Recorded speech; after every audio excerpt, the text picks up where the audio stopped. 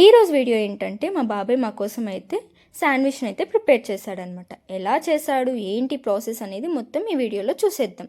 First అయితే మనము tomato, capsicum, onions, cabbage ఇవి 4 కట్ చేసుకొని బాగా మిక్స్ చేసుకోవాలన్నమాట. అలా మిక్స్ చేసుకున్నాక దీంట్లోకి తగినంత సాల్ట్ అండ్ పెప్పర్ పౌడర్ ఇవి 2 కూడా యాడ్ చేసుకొని మొత్తం మిక్చర్ని అయితే మిక్స్ చేసుకుందాం అనమాట.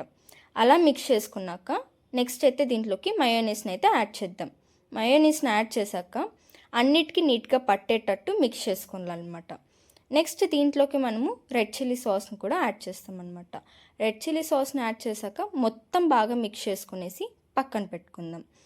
తర్వాత మనం ఒక బ్రెడ్ని అయితే తీసుకునేసి 2 స్లైసెస్, ఒక స్లైస్ పైన టమోటా కెచప్, ఇంకొక స్లైస్ పైన రెడ్ చిల్లీ సాస్ని అయితే అప్లై చేసుకుందాం. అలా అప్లై చేసుకున్నాక ఏదైతే మనం మిక్స్ చేసుకుని ఉంటామో అది ఈ 2 స్లైసెస్ మధ్యలో అయితే పెడతామన్నమాట.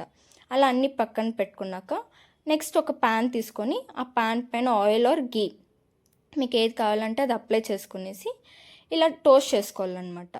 అలా బాగా టోస్ట్ చేసుకున్నాక మన ఒక శాండ్విచ్ అయితే రెడీ అయిపోతుంది. That's all for the video. Bye bye.